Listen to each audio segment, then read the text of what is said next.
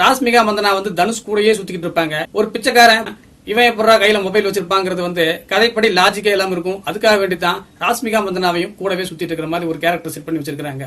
ராஷ்மிகா மந்தனா கையில போன் இருக்கும். அந்த போன்ல அடிக்கடி தனுஷ் வாங்கிட்டு யார்கிட்டயே பேசுவாரு. அதனால அந்த போனை வச்சு ட்ரேஸ் பண்ற மாதிரியான அவங்க ஸ்கிரீன் பிளே பண்ணிருக்கறனால வேற வழியே இல்லாம ராஷ்மிகா மந்தனா கையில இருக்கிற போனுக்காக வேண்டித்தான் இந்த ராஷ்மிகா மந்தனா கேரக்டரையும் தனுஷ் கூடயே டிராவல் பண்ற மாதிரி செட் பண்ணி வச்சிருக்காங்க. இப்படி முக்கையாவா யோசிப்பீங்க? இந்த படத்துக்கு ராஷ்மிகா மந்தனா தேவையே இல்ல.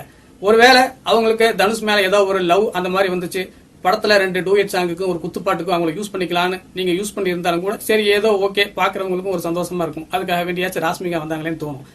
அது எதுவுமே அவங்க யூஸ் பண்ணாம சும்மாவது தனுஷ் கூட குப்பமேட்லையும் குப்பலாரியும் சுத்திட்டு இருக்காங்க பாத்தீங்களா? அது பாக்குறதுக்கே ரொம்ப கன்றாவியா இருக்கு. சிறுத்தை படத்துல கார்த்தி பாத்தீங்கன்னா அப்படியே இதே மாதிரி ஒரு பிச்சைக்காரன் கேரக்டர் கூட ஒரு திருடன் கேரக்டரா, பிக் பாக்கெட் கேரக்டரா, காசுக்காக வேண்டி எதையும் செய்யக்கூடிய ஒரு தர லோக்கலான கேரக்டர் நடிச்சிருப்பாரு. அவர் கூடயே டிராவல் ஆகிற மாதிரி சந்தானம் கேரக்டரையும் வச்சிருப்பாங்க. சந்தானம் கேரக்டர் என்ன காமெடி பண்ணுவாரு, என்ன ரவுஸ் பண்ணுவாரு. அதே மாதிரி இந்த ராஷ்மிகா மந்தனா கேரக்டரை ஒரு கூடவே சுத்துற பிச்சைக்காரனா ஒரு காமெடியன் கேரக்டரா வச்சிருந்து அவங்க கையில ஒரு போனை கொடுத்தாருந்து கூட நிறைய காமெடியா இந்த படத்துல யூஸ் பண்ணிருக்கலாம். 3 மணி நேரம் உட்காந்து நம்ம வெறுத்து போறதுக்கு அப்பப்ப வரக்கூடிய காமெடியாச்சும் நம்மள கொஞ்சம் ரிலாக்ஸேஷன் பண்ணிருக்கும்.